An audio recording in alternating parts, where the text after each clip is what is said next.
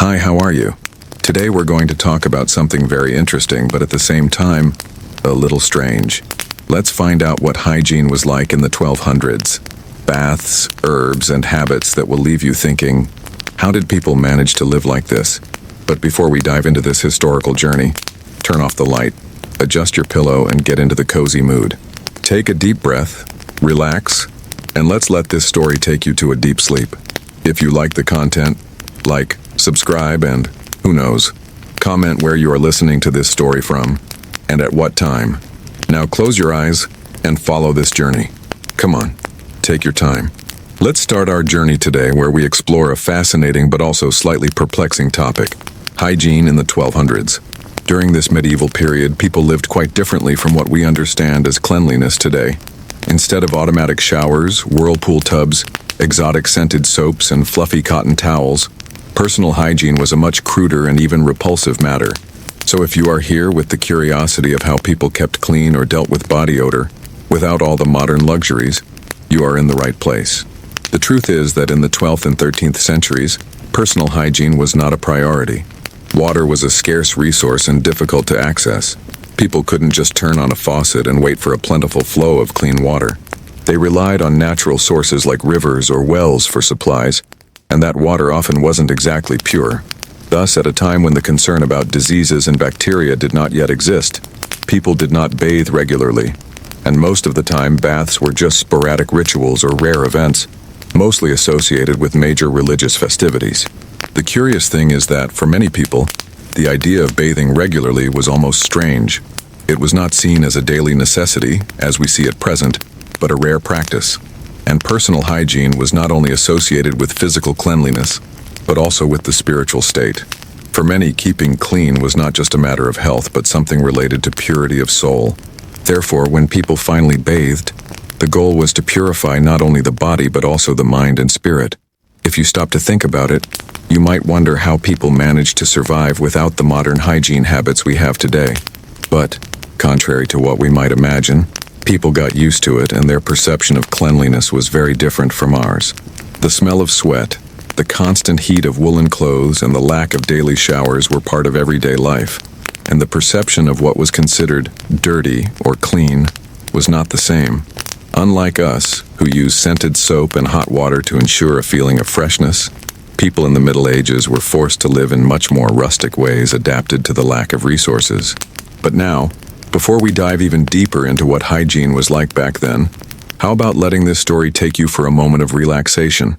Let's put the lights down, adjust the pillow, and start the journey to the past. If you like this historical trip, like the video, subscribe, but do it only if you really enjoy it. And don't forget to leave a comment saying where you're listening from and what you think of the story so far. Now, breathe deeply, relax, and follow this journey that will make you look at the past in a very different way. Let's go. Take your time.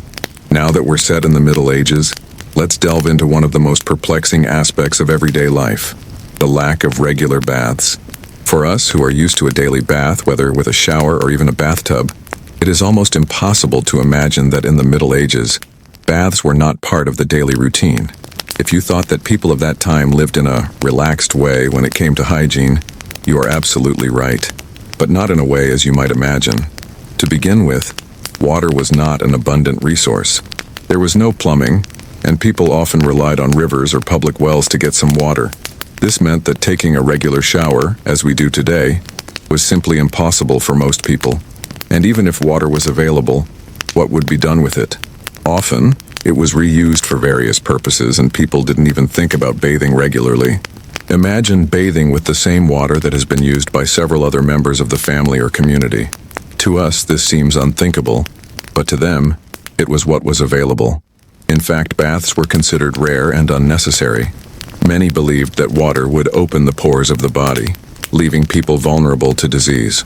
This idea was so common that, for a long time, bathing was viewed with suspicion. Water, however, was not only used for bathing, but also for washing clothes, cleaning utensils, and even as a means of purification. Therefore, people in the 13th century were forced to adopt alternative strategies to cope with poor hygiene. Some of these strategies included using tissues, towels, and even clean clothing to cover visible dirt. This lack of regular bathing was also linked to an interesting concept, which, if we look at the past, seems to have a bit of intuition. For medievalists, hygiene was not just about cleansing the body, but about purifying the soul. They believed that the body should not be washed excessively, as this could affect their spiritual health. Regular baths were considered an unnecessary luxury, something that did not relate to the idea that true purity came from within and not from the water. Imagine the impact of this on the human body. Sweat, natural skin grease, and everyday dirt accumulated without the possibility of being easily removed. Not only that, but also the smell of people who didn't shower regularly was evident to everyone around.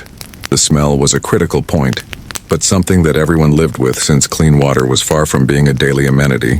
This lack of baths was not an isolated problem, but something common in all social classes, although the elites had a little more access to ritualized baths, which were more religious rituals than royal hygiene. Now, if you're wondering how people dealt with it, the answers are pretty peculiar. The truth is, despite the lack of regular showers, people used other methods to deal with the dirt. The practice of rubbing the body with cloths, using aromatic oils, and even resorting to natural herbs were common forms of cleansing. The lack of daily bathing, therefore, did not mean total carelessness, but the real revolution in hygiene would happen long after that time. And while you think about all this, let's take a break and relax a bit. Take a deep breath and allow yourself to immerse yourself in history, imagining what it would be like to live in a world where clean water was a luxury and daily baths a rarity. Now, let's talk about one of the most curious aspects of medieval hygiene: the use of herbs and plants to replace what we know today as regular baths. Throughout the 13th century, water was a rare commodity, and when people could use it, they often did not have the ideal hygiene conditions that we have today. So how did people clean up themselves, or at least try to? The answer lies in a world of herbs, oils, and other natural resources that were used to cleanse, perfume, and even ward off evil spirits. And here, the concept of cleansing was not only related to the removal of physical dirt, but also to spiritual purification. Herbs, such as lavender, rosemary, and thyme, were often used in quite creative ways. People prepared herbal infusions to cleanse their skin by rubbing them directly on their bodies or even adding them to the water they used to wash themselves. But here's the trick. The use of these plants wasn't about efficiently eliminating dirt as we do with soaps and running water, but about an attempt at spiritual purification. Herbs had, in many cases, a symbolic value of protection and healing, since people believed that in addition to physically cleansing, they could ward off invisible evils, such as the spirit of disease and even spiritual dirt. Interestingly, while the idea of using herbs for physical cleansing was common, people in the Middle Ages also turned to these plants as a way to cope with odor. Did you know that people used loofahs made from aromatic herbs, such as rosemary and lavender, to rub their bodies and eliminate bad smells? Yes, these herbs were absorbed by the skin, and while this was not a thorough cleanse as we understand it today, it at least helped to soften odors. But what was actually under the skin was not removed by these infusions. The dirt, sweat, and residue of poorly washed clothes were still there, but people were content with these temporary solutions. But why were these herbs so important? Well, in many cases, herbs were not only used to make the smell disappear, but also to treat diseases and protect the body from evils. Lavender, for example, was known for its calming properties, and was considered a way to purify the body, calm the nerves, and even ward off insects. On the other hand, thyme and sage were used as natural antibiotics, or at least to give a feeling of cleanliness. People believed that by using these herbs they could reduce the chances of contracting diseases that, at the time, were not scientifically understood. Imagine this for a moment. You're living in the 13th century, with limited resources, and you feel dirty and uncomfortable without access to a simple shower or soap. What do? You turn to herbs. Even without the understanding we have today about what hygiene and health are, people tried, with what they could, to do their best to protect themselves and purify their bodies. While many of these practices did not have the effectiveness we attribute to modern hygiene methods, they were the only options available to the vast majority. It is interesting to note that the use of herbs in the Middle Ages, although focused on rituals of purification and spiritual protection, also shows us how people were somehow trying to take care of the body. Even without the technologies we have today, such as modern water treatment systems and personal hygiene products, they had their own ways of dealing with everyday life. And in a way, these practices serve to shape what we understand today as body care. Now stop for a moment and imagine the smell of these herbs, mixed with the aroma of sweat and dirt from unwashed clothes. It wasn't exactly the aromatic paradise that many of us imagined, but rather a rustic world where cleaning solutions were improvised and far from modern standards. This was the reality of a time when personal hygiene was not a priority, but a daily survival, adapted to the basic needs of each day. And while you reflect on all of this, take a break to relax. Close your eyes and imagine yourself transported to that distant past, where herbs were the last line of defense against physical and spiritual discomfort. Breathe deeply and let the story envelop you, calmly and serenely. Ah, the smell. If there's one thing that stands out in medieval history when we talk about hygiene, it's the smell. In the 13th century, body odor was not exactly a concern, but rather an inevitable part of life. Unlike today, where we use deodorants, perfumes, and cleaning products, medieval people lived with the smell of their own body all the time, and they weren't even bothered by it in the same way we are today. Let's try to imagine a typical day in the life of a person in the Middle Ages.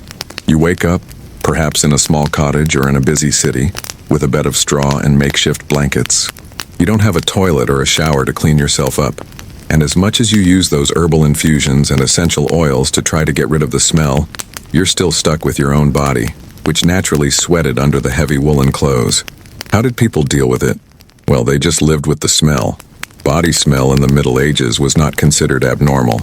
In fact, people didn't have the same hygiene standards that we have today, and the smell of sweat and grease was just part of everyday life.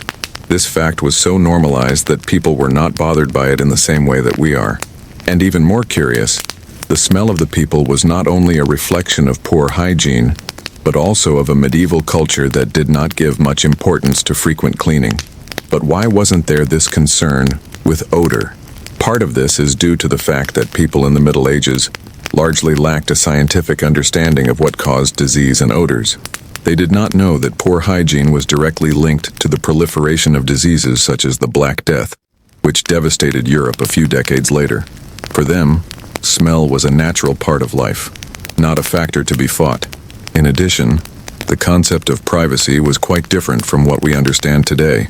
Today, the concept of personal smell is associated with our identity and comfort, but in the past this did not exist. People didn't have the same notion of intimacy that we have today. Body smell was not a matter of shame or discomfort, but a part of social and everyday life. Now imagine yourself walking through the streets of a medieval city, surrounded by people who don't take regular showers and wear the same clothes for days on end. The smell of sweat, animals, and even human dirt would be ubiquitous, and this would become part of the daily scenery. Instead of a clean, fresh environment, you'd be enveloped in a mixture of odors, nowhere near something we associate with the comfort of a modern city today. Even with all the rusticity of the past, the lack of concern with the smell was a reflection of the lack of resources and lifestyle of that time. As people were adapted to living this way, smell became a natural feature and even a part of the identity of an era. If we compare it to today's standards, this may seem almost unbelievable, but for medievalists, it was only part of the life cycle. Now, take a deep breath and let yourself be carried away by this medieval atmosphere. Imagine the mix of sounds, colors, and of course smells, as part of a world that was radically different from our own. Relax and allow this historical journey to help you understand how human needs often adjust to the circumstances of the time in which you live. Now that you've familiarized yourself with the lack of regular baths and the use of herbs to try to clean yourself, let's explore another crucial aspect of medieval hygiene: water, a rare and very valuable luxury. Today, clean water is at our fingertips at any time. Just open a faucet and you're good to go. But in the 13th century, the story was quite different. Drinking water was a precious and often distant commodity. To people at that time, the concept of having abundant water available for daily use seemed like a distant dream. In cities, water was supplied by natural sources, such as rivers, wells, or cisterns, and was not treated or filtered. Therefore, even when there was access to water, the quality was not guaranteed. In addition, The water that supplied the inhabitants of the cities was also used for various other purposes, such as the supply of public wash basins, use in agriculture, and even the dumping of waste. This shared use of water has made safe consumption a challenge. Why was water so difficult to access? The main reason was the lack of infrastructure. Today, we have plumbing systems, treatment plants, and networks that distribute water to all parts of the world. However, in the 13th century, people depended on natural springs and artesian wells, which were not always close to residential areas. To get water, people had to walk long distances to these sources, or in larger cities, wait until someone went to fetch the water and brought it back. This process was not only time-consuming, but also made water scarce. When it was available, it was often not clean enough to be consumed without causing health risks. In addition, with the lack of access to clean water, personal hygiene was hampered. People, especially in rural areas, couldn't just take a shower at home. Instead, the water they had was used for daily consumption, cooking, and at most bathing in sporadic purification rituals. Imagine, for example, using the same water to cook, drink, and wash your body.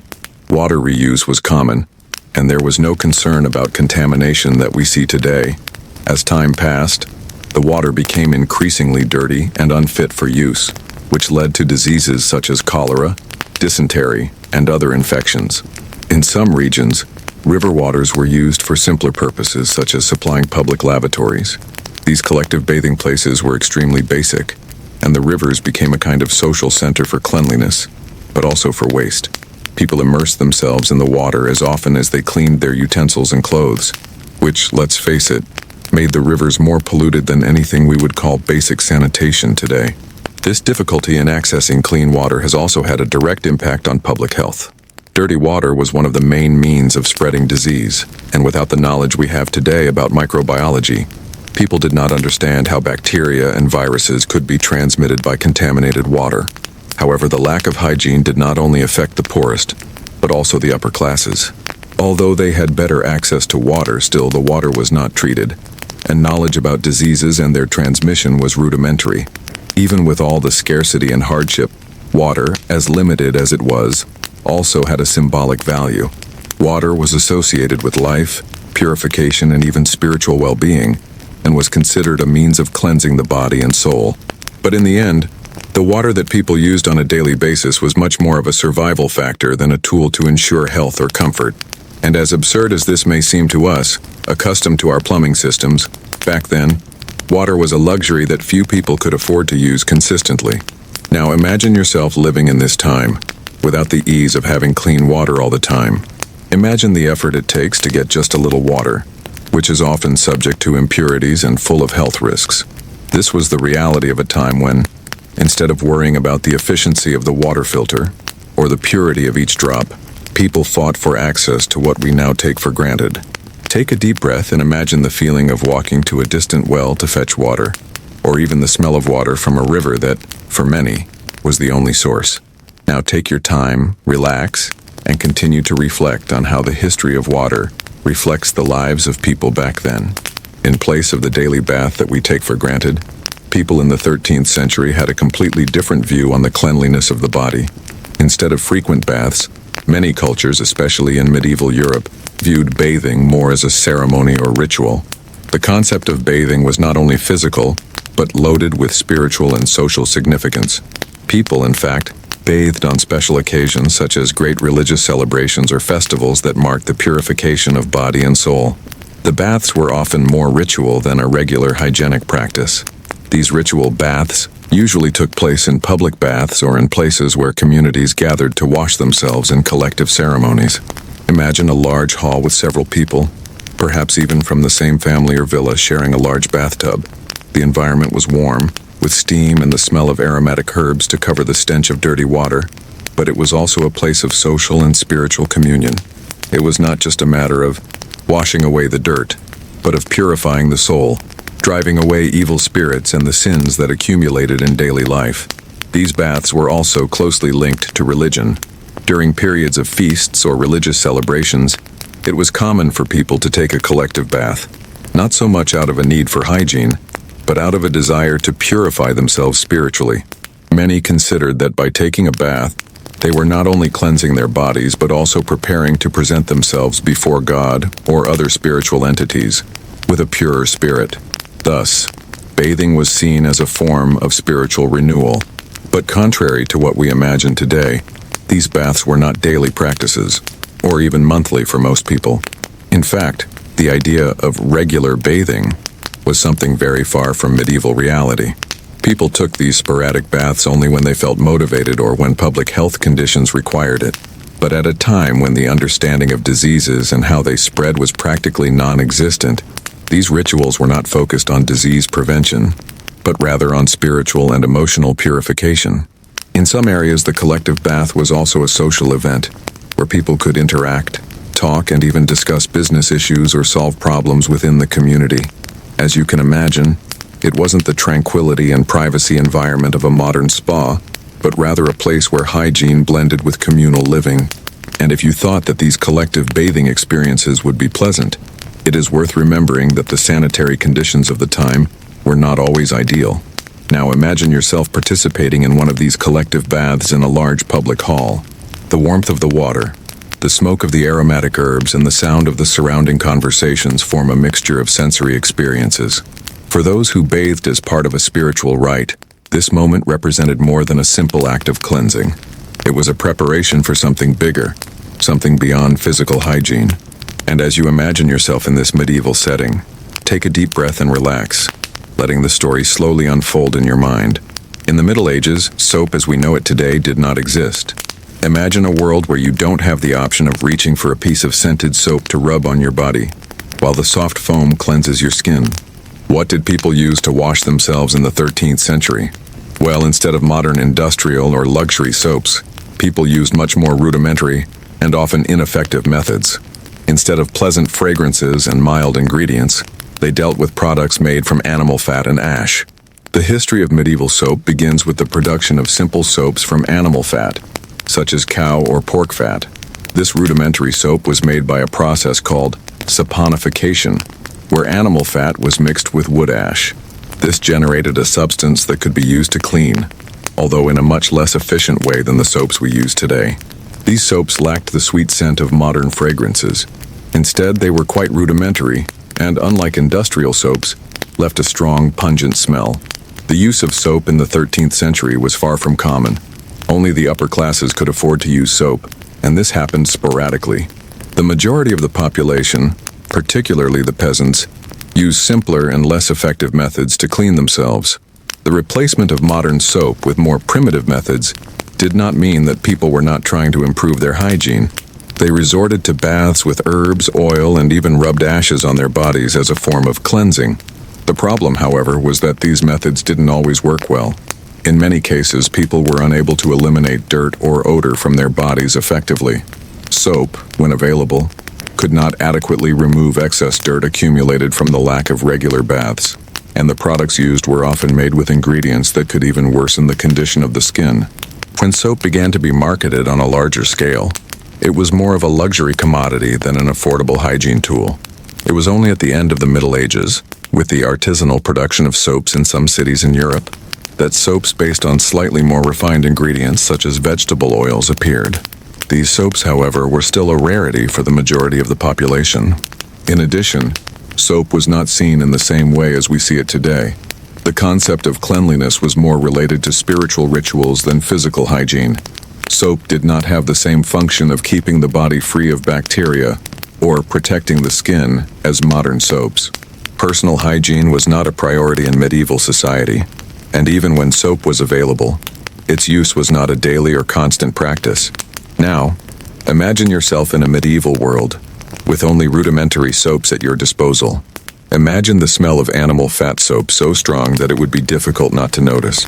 The sense of modern scented soaps are certainly a boon compared to what people in the 13th century faced. And while you think about it, relax and let your mind travel to the past, where hygiene was not a daily practice, but a matter of survival. Now, get ready for a revelation that may be a little unexpected. We know that medieval hygiene practices were far from the standards we follow today, but the use of urine as a substitute for soaps is undoubtedly one of the most bizarre aspects of the history of cleanliness. If you think animal fat soap was weird, Wait until you hear about the use of urine as a cleaning method in the Middle Ages. Yes, it's true. Urine was used in a variety of ways in the Middle Ages. In addition to being considered a folk remedy for various ailments, urine was also used to cleanse the body, or at least try to.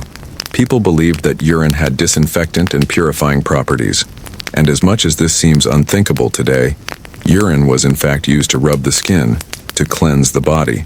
What seems most surreal is that this practice was considered normal at a time when hygiene methods were extremely limited. Urine was especially valued for its alkaline properties, which were believed to help remove dirt and grease from the skin.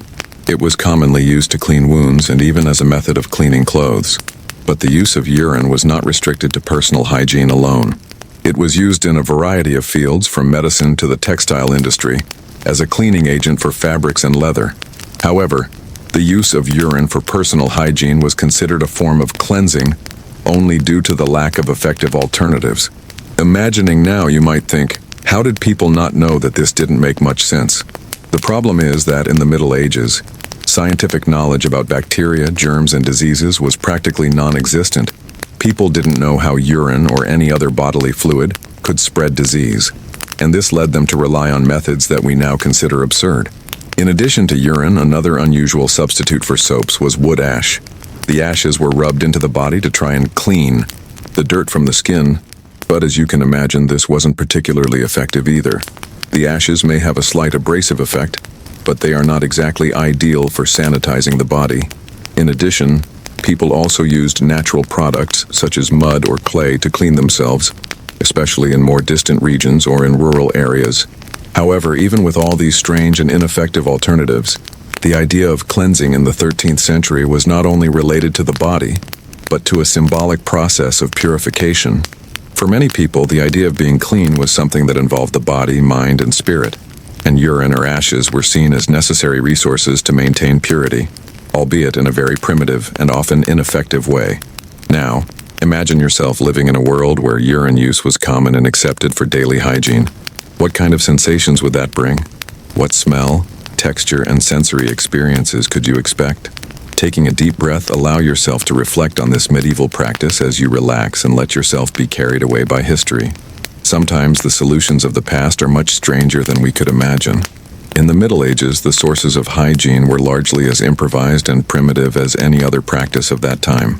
If you think the alternatives to clean water are already surreal, get ready for what's next.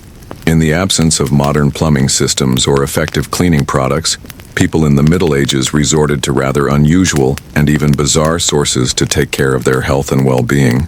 From ashes and urine to simple foods, the medieval creativity to deal with hygiene was truly unique. One of these unlikely sources of hygiene was the so-called medicinal waters. Many believed that certain water sources, often associated with places considered sacred or magical, had healing powers. The idea was that these waters possessed special properties that could cleanse not only the body, but also the soul. Some of these medicinal springs were surrounded by rituals and superstitions, and people traveled long distances to drink or bathe in these waters, believing that they could be cured of illness or spiritually purified. But the sources were not always so divine. In some regions, rivers and wells served not only for drinking, but also as places for the disposal of human waste, food scraps, and even corpses. To a large extent, this was not seen as a problem, since at the time, the connection between contaminated water and disease was not yet understood. The lack of basic sanitation was alarming, and the use of these dirty sources became a vicious cycle, where the water not only did not clean but often spread diseases. Medieval hygiene fountains were more than just places of water collection, but also social and spiritual meeting places. In many cases, people gathered in public squares or near natural springs to socialize, do business, and even discuss religious issues. The cleansing rituals at these springs were more than simple acts of physical hygiene. They were seen as a kind of spiritual purification. In addition to water, the ashes were also used as a form of cleaning. Wood ash, in particular, played an important role in medieval hygiene. They were used to scrub the skin and remove dirt. This method was not only a substitute for soap, but also a solution for those who did not have access to clean water to wash their bodies. While the hot water helped loosen the dirt, the ashes, in turn, worked as an abrasive solution that scrubbed dirt off the skin. While this method was effective in some ways, it didn't eliminate odors or kill bacteria. The strangeness of the sources of hygiene in the Middle Ages did not stop there. Many people, especially in rural areas, even used clay or mud to cover their bodies and help clean their skin. Imagine for a moment rubbing clay all over your body as a form of cleansing. While clay could help absorb dirt from the skin and even cool the body on hot days, it also left a sticky residue and did nothing to fight bacteria. This practice, although uncommon and far from our reality, was an adaptation of people to the scarcity of resources and the lack of knowledge of hygiene as we understand it today. This reliance on unconventional sources of cleanliness is not surprising, considering the level of understanding people had about hygiene and health at that time. Science and medicine were in their early stages, and while medieval life was full of mysteries and superstitions, hygiene was a matter of survival, not comfort or lifestyle. Now imagine yourself in a medieval village surrounded by dirty rivers and sacred fountains, where people gathered to cleanse their bodies and souls. What would it be like to be there, immersed in bizarre hygiene practices, but which, for them, were the only solutions available? Breathe deeply and relax as your mind travels to that distant era, where even water and clay became tools for the pursuit of health and purity. Now that you've gotten used to the idea of rare baths, urine as a substitute for soaps, and unhealthy water sources, let's talk about another medieval strategy for dealing with odor: perfumes and scents. In the Middle Ages, the concept of hygiene was deeply linked to the idea of masking odors, rather than actually eliminating them. People had very little soap and water to wash and remove dirt, but they could always rely on the power of perfumes and aromatic oils to deal with body smell. But, contrary to what we imagine, the perfumes of the time were not made with exotic flowers or delicate essences like the ones we use today. In reality, medieval perfumes were prepared with ingredients such as rose oil, cinnamon, cloves, and even substances that were much more unusual and, by modern standards, even repulsive. For example, many perfumes were made with musk from animals, including that of beavers or other mammals. These strong, intense scents were used to mask body odor, as people did not have the ability to take regular showers. In many cases, the upper classes were the only ones who could afford to wear expensive perfumes and essences. For ordinary people, the use of perfumes was very limited, as the ingredients were expensive and difficult to obtain. However, everyone used some kind of flavoring. Often, people used scented oils or ointments to cover the smell of sweat and dirt. Imagine then the streets of the medieval city, with the smell of sweat, urine, and feces, trying to be drowned out by the perfumes that people carried on their bodies. And these perfumes weren't just a way to feel better or to hide unpleasant odors. For many, the scents also had a symbolic value. They were seen as a symbol of status, purification, and even religious devotion. During the Middle Ages, churches and monasteries used incense to create a purifying environment, not only for the body, but also for the soul. The aroma of incense was considered a means of connecting with the divine, and not just a matter of hygiene. People also used perfumes for their clothes. Imagine you wearing a heavy woolen robe which had not been washed, carrying the odor of sweat and dirt and trying to cover that smell with a little perfume. This was in fact a common practice at the time. Thus, perfumes became a way to deal with body and clothing odor, as people lived in a world where regular showering was a rare luxury, and deep cleaning was not a reality.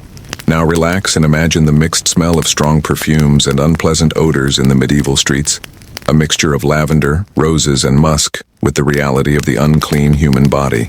As you visualize this, take a deep breath and allow your mind to travel to that distant era, where even the smell was a reflection of survival in the past. Now that we've explored the lack of baths and improvised methods for personal hygiene, let's talk about something inevitable that has arisen due to these practices: illness. In the 13th century, the connection between poor hygiene and the increase in disease was not understood, but the impact of this on health was evident. The lack of proper body care, accumulated dirt, and the use of contaminated water directly contributed to the proliferation of fatal diseases, which spread easily in medieval communities. The Black Death, one of the most devastating epidemics in history, is a clear example of how poor sanitary conditions increased mortality rates in the Middle Ages. Although the plague-causing bacterium, Yersinia pestis, was transmitted by rat fleas, the dirty environment and poor hygiene conditions helped spread it quickly. Medieval cities with filthy streets and poor sanitation were a breeding ground for these diseases, with contaminated water being a vector for the transmission of various pathogens. In addition to plague, other common diseases at the time included dysentery, cholera, and typhus. Dysentery, in particular, was a disease associated with the ingestion of contaminated water, and its spread was facilitated by the lack of regular baths and the use of dirty water sources. Living conditions in cities with high population density and without adequate sewage systems made contaminated water a constant threat. And how did people deal with these diseases? Well, they just didn't understand the connection between hygiene and health. There was no understanding of bacteria or germs, let alone how poor hygiene and contact with contaminated water could cause illness. When the plague and other diseases spread, medieval authorities, usually composed of church members or doctors of low knowledge, suggested solutions that were often more superstitious than scientific. Prayer, the wearing of amulets, and even bodily scourging were seen as forms of purification, but for the most part they offered no real benefit. The fact that medieval public health was not equipped to deal with these diseases was one of the reasons why epidemics were so devastating.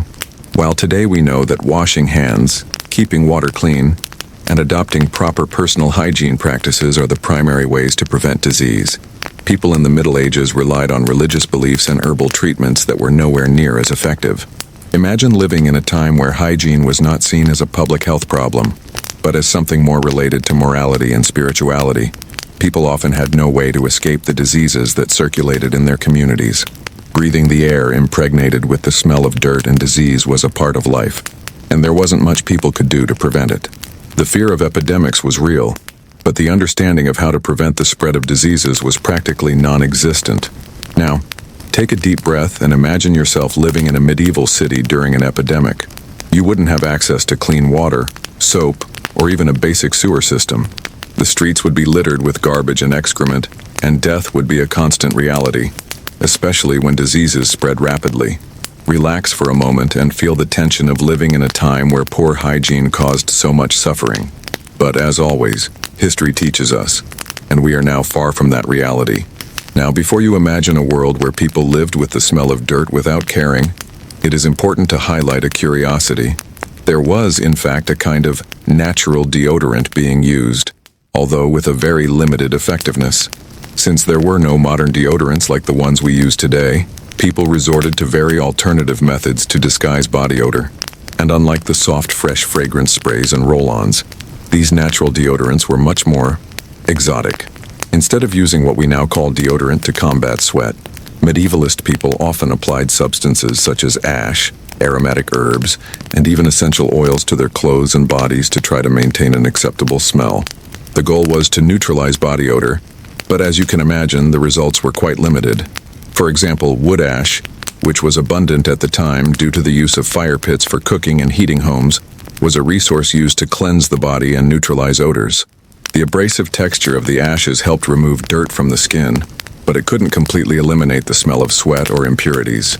In other words, the ashes worked more like an exfoliant than a true deodorant. In addition to ashes, aromatic herbs played an important role.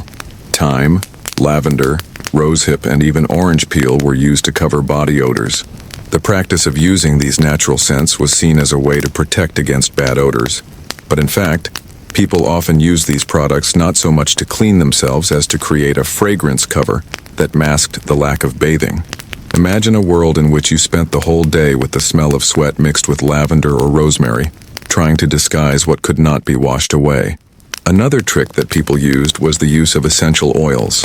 Although today's oils, such as lavender or peppermint, are used for therapeutic and aesthetic purposes, in the Middle Ages, they were used to purify and mask body odor.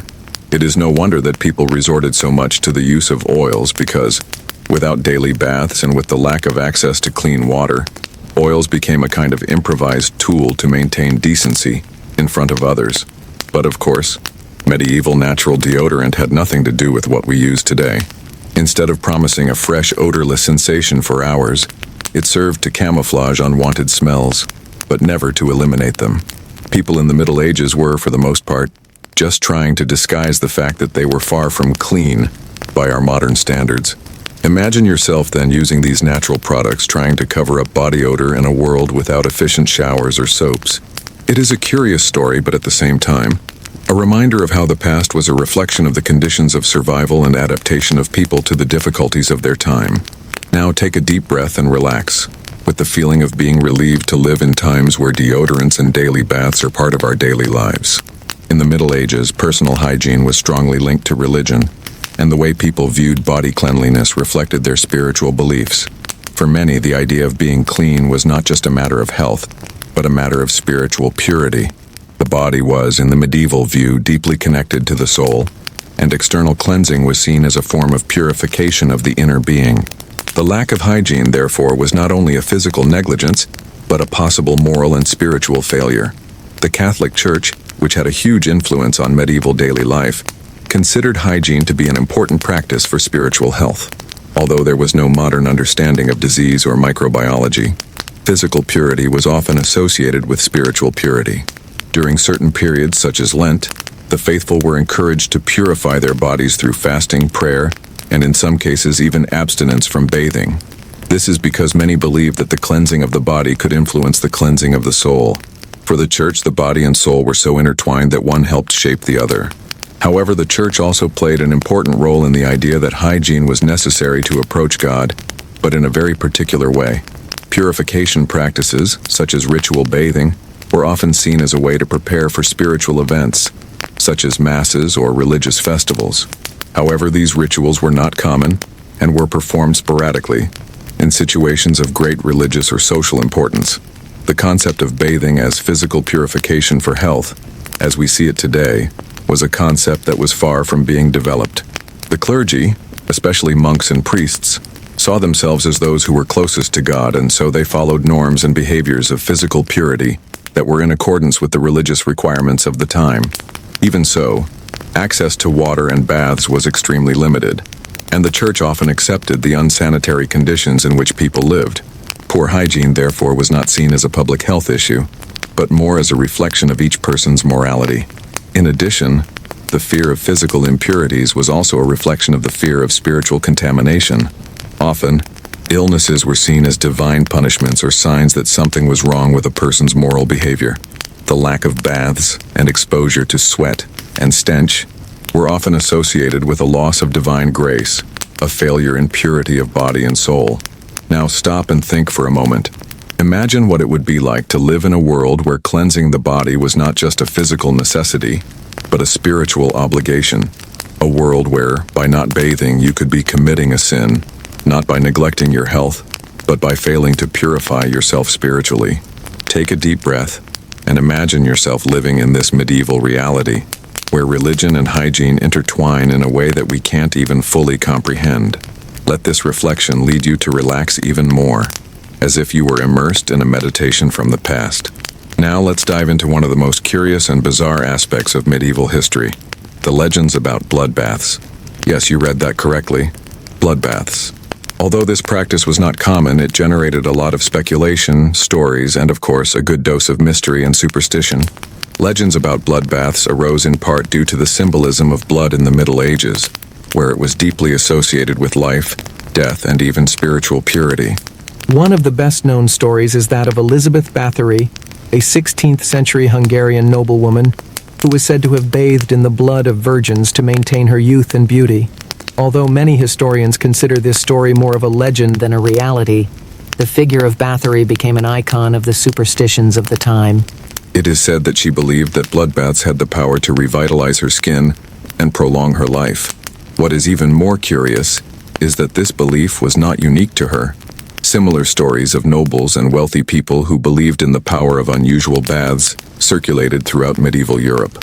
But even beyond these macabre legends, the concept of purification through elements considered impure or foreign to our modern perception was common. Blood, because it is associated with life, and the symbolism of its purity and spiritual regeneration, generated stories of people who believed that blood had a supernatural power. In reality, purification practices in the Middle Ages often involved extreme rituals that today would seem absurd, such as the idea of bathing in substances that, in the modern view, would be unthinkable. In addition to the famous legend of Bathory, There were other myths spread throughout medieval Europe about baths that used magical or healing substances. Superstition was a strong element in the practices of the time, and the idea of spiritual purification through extreme rituals was a reflection of beliefs that the body and soul were deeply intertwined. However, it is important to note that these bloodbath legends were much more fantastical stories than common practices at the time. The lack of regular hygiene did not mean that people actually resorted to these bizarre practices, but they gave way to myths that helped fuel paranoia and fear at a time when the understanding of disease and health was in its early stages. While the blood bathing as a practice was not as common as legends suggest, the symbolism behind it was a reflection of how humanity, even in times of extreme lack of resources, sought mysterious ways to cope with physical and spiritual hardship. And now, with all this in mind, allow yourself to relax and reflect on medieval times. Imagine the fear, mystery, and beliefs that permeated people's minds as they sought answers to something as simple but essential as personal hygiene. As you travel through this medieval world full of mysteries and unusual hygiene practices, another detail that you may not have noticed is the scarcity of basic cleaning items such as towels and cloths. Today, towels are an essential item in any home, used to dry the body after showering or to clean the face and hands. However, in the Middle Ages, towels were not such affordable items. Most people, especially in the lower classes, did not have access to cotton towels or soft fabrics like the ones we have today. What did people wear instead? The answer, as you can imagine, is simple and somewhat uncomfortable: cloths and pieces of fabric. Because hygiene was a sporadic and improvised practice, towels were rare items and often made of rougher materials, such as linen or hemp, that were nowhere near as pleasant to the touch as modern towels. Even the wealthiest people who could afford better fabrics did not have bath towels like we use them today. One could not even imagine the luxury of a plush towel or a soft bathrobe. Medieval life was made up of improvisation. These cloths and fabrics were used to dry the body after an occasional shower, or to cover the body when people did not want to be exposed to the cold, which was a major problem in the Middle Ages, especially during the colder months.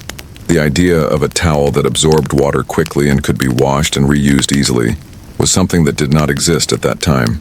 The drying process was therefore much more time-consuming and uncomfortable than we can imagine. In some cultures, the towel was not used for drying, but to protect clothing. For example, after a ritual bath or ceremony, people would often wrap themselves in heavy cloths or blankets, which were used to warm the body while it was still wet. This use of cloths for protection and drying rather than towels was just another reflection of the scarcity of resources and improvisation that dominated hygiene practices in the Middle Ages. Now, imagine yourself living in a world where, after a sporadic bath in a large basin or fountain, you would have to dry yourself off with a piece of rough fabric. It would not be exactly a feeling of comfort, but a need to adapt to what was available.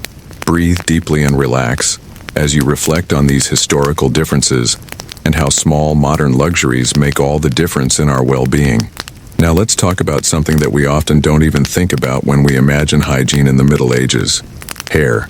Today we have shampoos and conditioners with sophisticated formulas, brushes and hair dryers, and treatments of all kinds to keep the strands healthy and beautiful.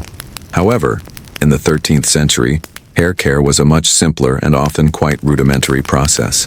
If you already think that the lack of showers was a challenge, try to imagine what it was like to live without access to modern hair care products and without the infrastructure we have today to ensure clean and well-groomed hair.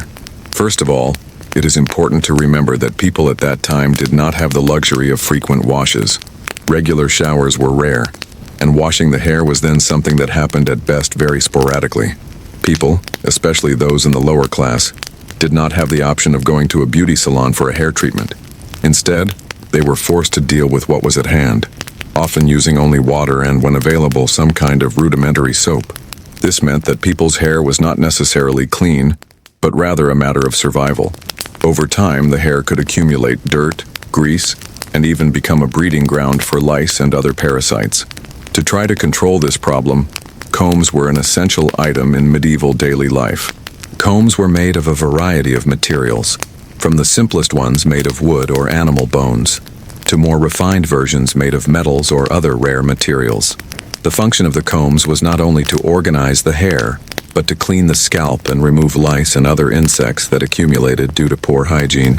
Brushing and styling were key, but not in the way we imagine today. These combs, while simple, were important tools to ensure that at least the hair was in a minimally decent condition. And there was still another detail.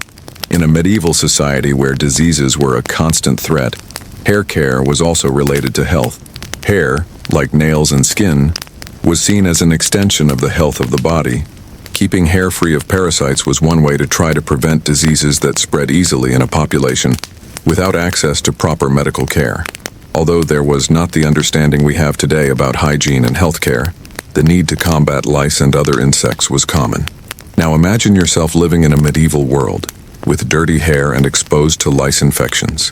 For many, the solution would be to spend hours trying to get rid of pests, using wooden combs or bones, and perhaps even bathing in herbs, but with the constant risk that without effective cleaning, the parasites would return. And as if that wasn't enough, hair was often not the only problem. What about poorly washed clothes covered with dirt, grease, and unpleasant odors? Hair, like the body, was subject to the harsh realities of a medieval life without access to the hygienic conditions we know today. But despite the challenges, people adapted, and combs and other hair care methods were a way to find a modicum of dignity and control over their living conditions. Take a deep breath. Imagine yourself in the middle of this medieval scenery, trying to clean yourself and keep your hair minimally free of parasites, while the aromas and discomfort of clothes and the lack of water made each day a real challenge.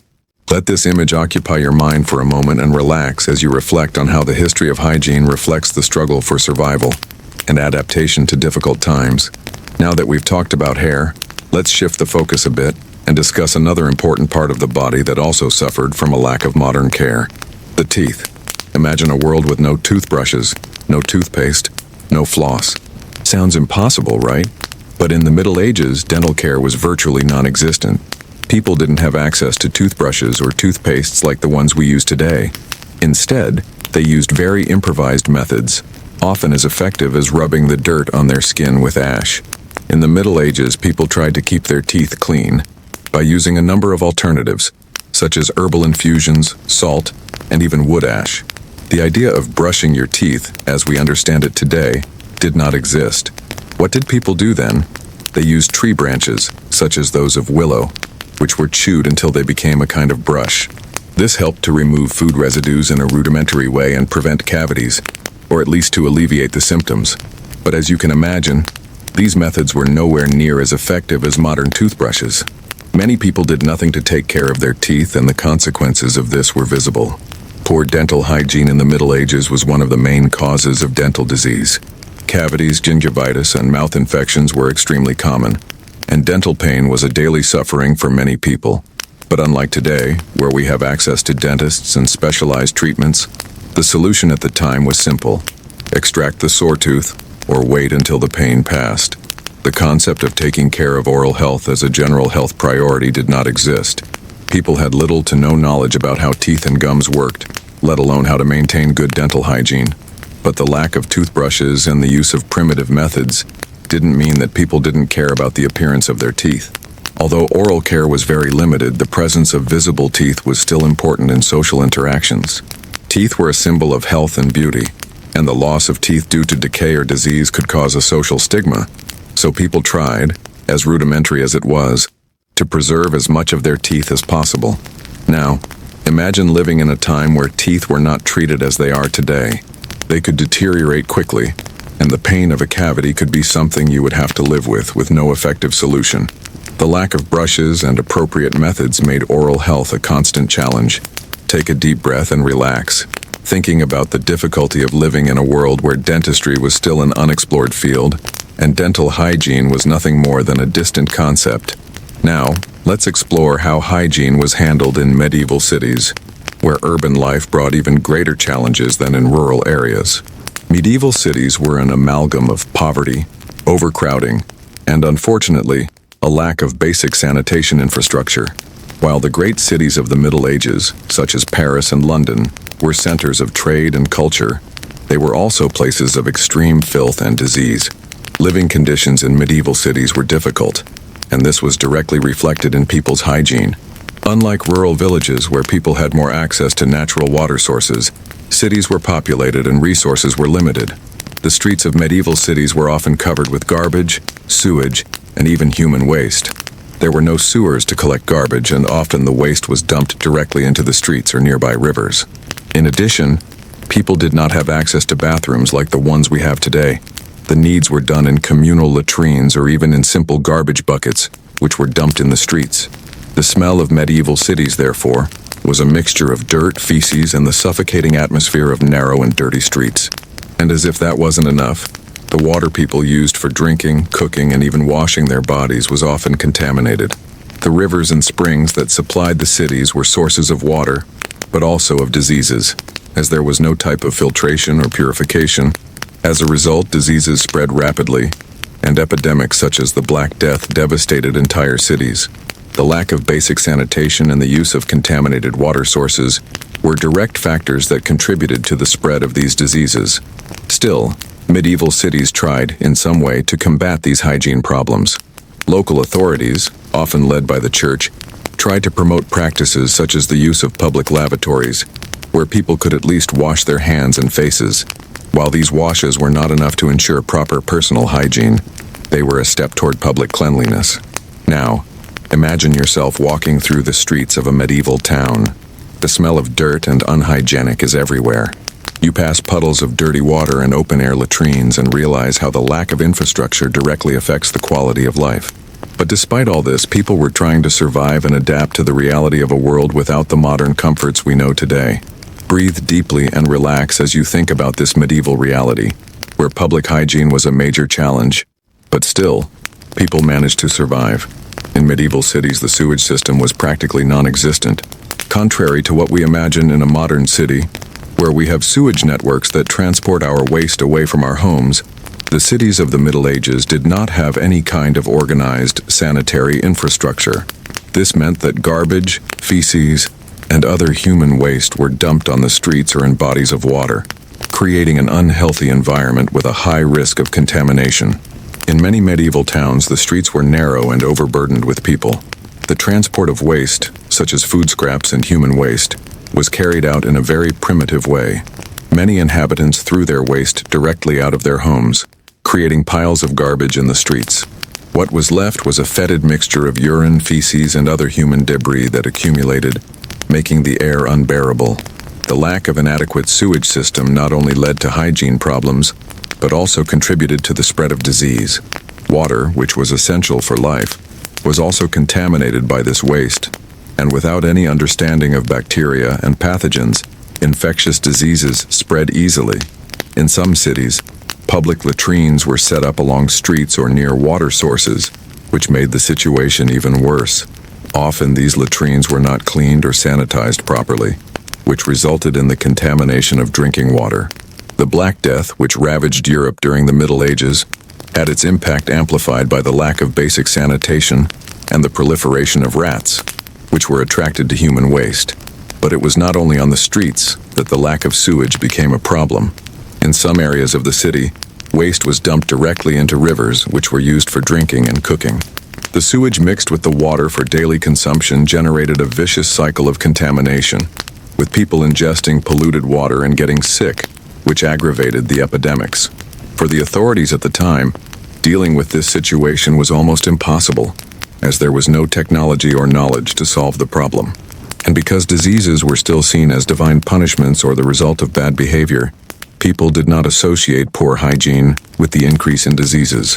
While the elites had the possibility to isolate themselves and live in more private and controlled spaces, the lower classes were condemned to live in deplorable conditions, with limited access to clean water and without a sewage system to dispose of waste. The result was a dramatic increase in the number of deaths and epidemics, which devastated populations in a matter of days. Now, imagine yourself living in a medieval city, where the air is impregnated with the smell of human waste and the risk of disease is constant. Without proper hygiene, you are forced to get used to this unhealthy environment. But unlike our reality, where access to clean water and sewage systems is considered basic, people in the Middle Ages were forced to live with this discomfort as part of their routine. Breathe deeply and relax. letting yourself be carried away by this medieval reality and reflecting on how far we are from this hard survival. Another curious aspect of hygiene in the Middle Ages was communal baths. Instead of private bathrooms or hot baths at home, people often gathered in public places to shower. These baths, however, were nowhere near the relaxing, refreshing experience we associate with modern spas. Instead, medieval public baths were places of great crowding, where various people mingled, often in dirty water, to perform what they called purification. The process of collective bathing was not a relaxation experience, but rather a necessity for survival.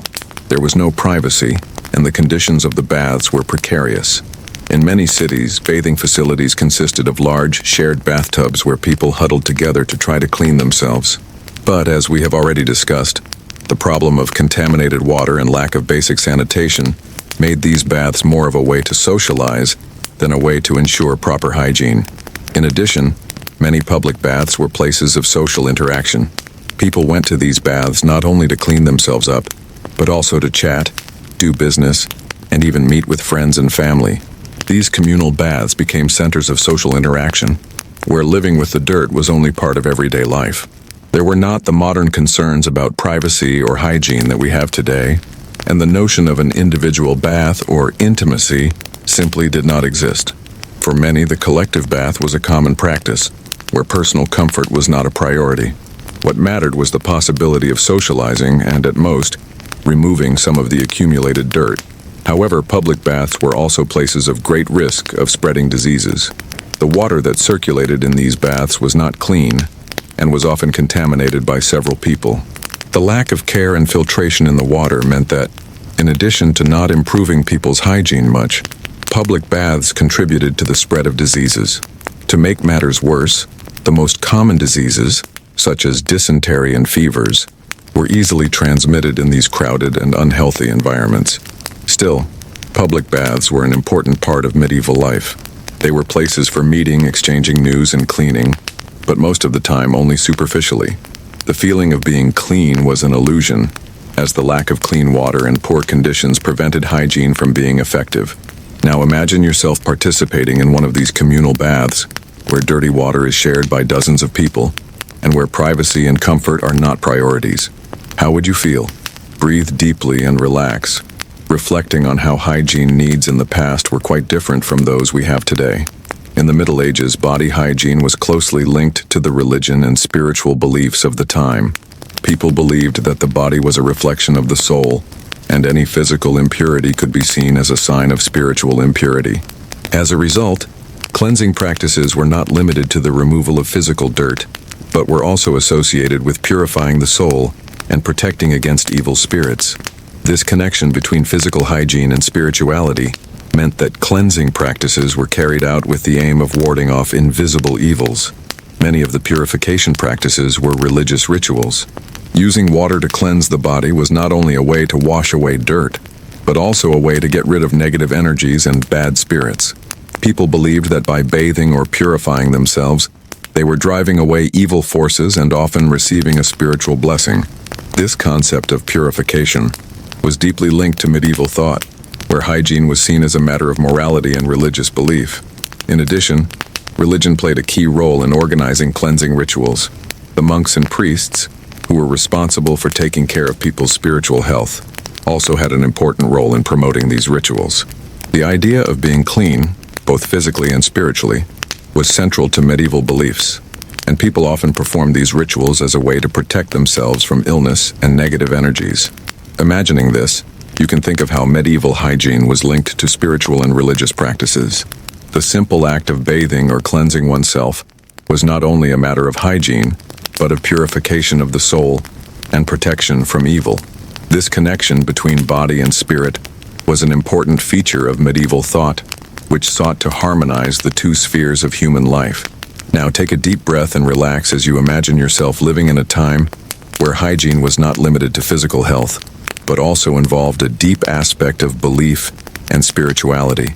Let this reflection on the past help you relax even more as you visualize the connection between body and soul in the Middle Ages. Now that we've explored hygiene practices in the Middle Ages, let's focus on the real impacts that a lack of daily care had on the body. especially on the skin and hair. Imagine for a moment living in a world where baths were rare, the water was dirty, and the methods of cleaning were rudimentary. With the absence of modern soaps and products, people were forced to deal with what was available, which resulted in visible problems such as dirty skin and oily hair. On the skin, the lack of regular hygiene meant that sweat, grease, and dirt accumulated over the days. There were no skin treatment systems as we know them today, such as creams or soaps specific to acne or dry skin.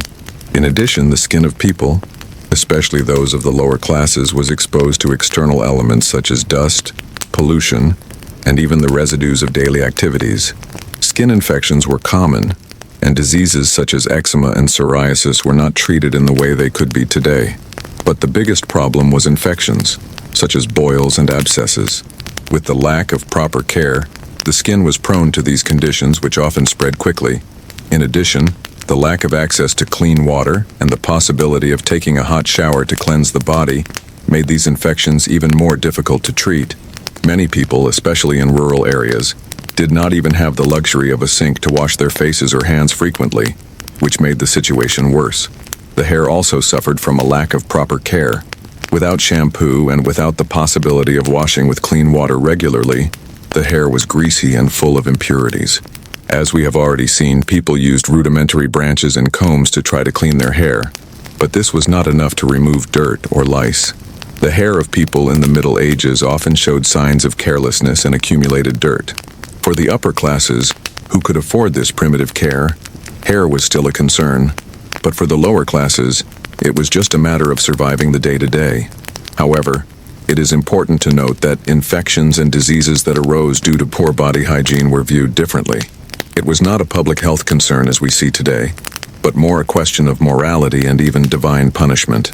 The idea of taking care of the body to prevent diseases did not exist. Instead, health problems were often treated with superstitions and religious rituals.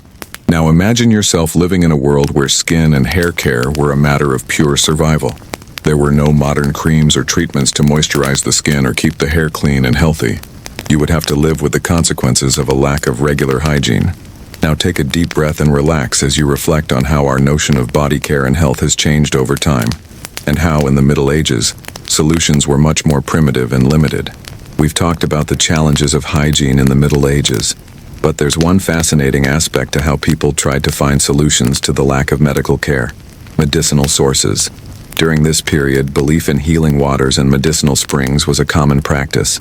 People believed that certain water sources, often associated with sacred or special sites, had healing properties that could purify both the body and the soul. These medicinal springs, found in various parts of Europe, were places of pilgrimage for those seeking healing for physical and spiritual ailments. But why did people believe this? The explanation comes from the symbolism and spirituality of the time. For the medieval population, diseases and physical ailments were often linked to the soul. The healing of the body was believed to come from a spiritual purification, and the waters of these springs were seen as a direct channel for this purification. A classic example of these healing springs was the famous Lourdes fountain in France, which was said to have miraculous properties.